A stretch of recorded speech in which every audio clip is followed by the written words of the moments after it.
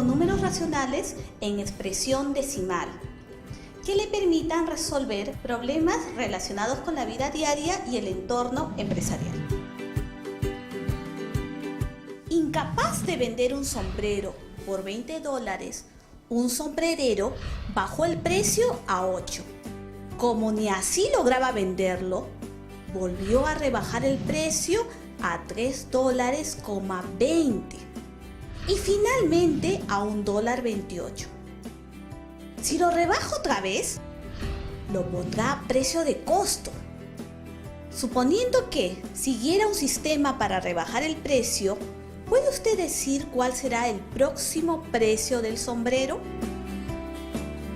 Para obtener el precio del sombrero, tenemos que multiplicarle al precio anterior 2/5 del precio siguiente, de modo que el último precio del sombrero sería 51 centavos con 2 milésimos.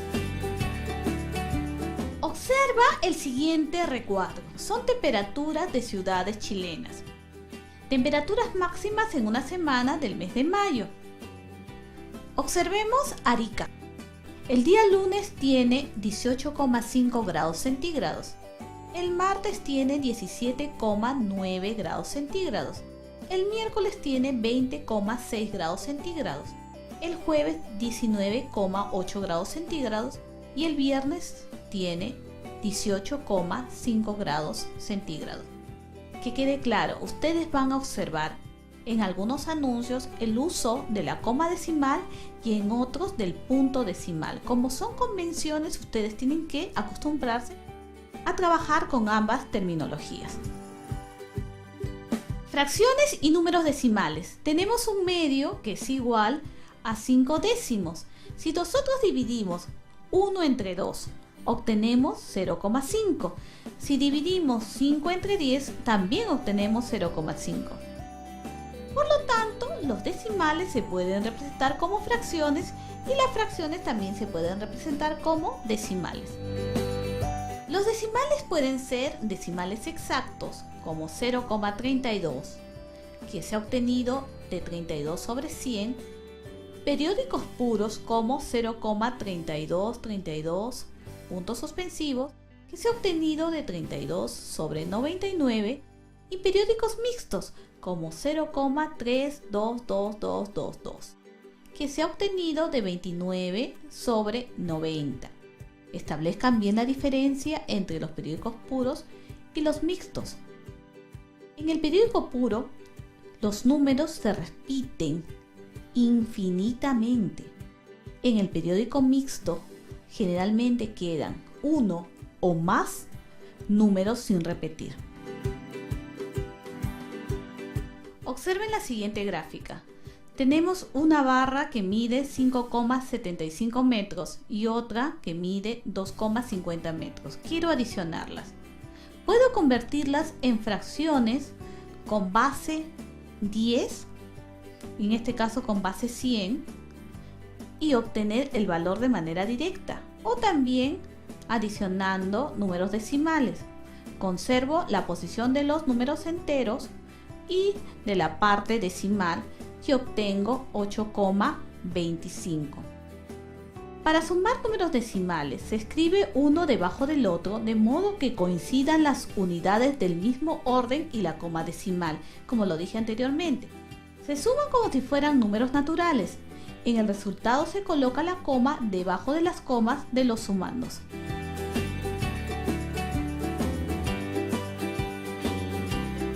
En la resta de los números decimales podemos observar lo siguiente. De una barra que mide 4,35 metros, se desea cortar un trozo de 1,50 metros. Puedo hacer lo mismo que en el caso anterior, convertirlas en fracciones con base 100, pero también puedo restarlas directamente, respetando el orden de los números enteros y de la parte decimal.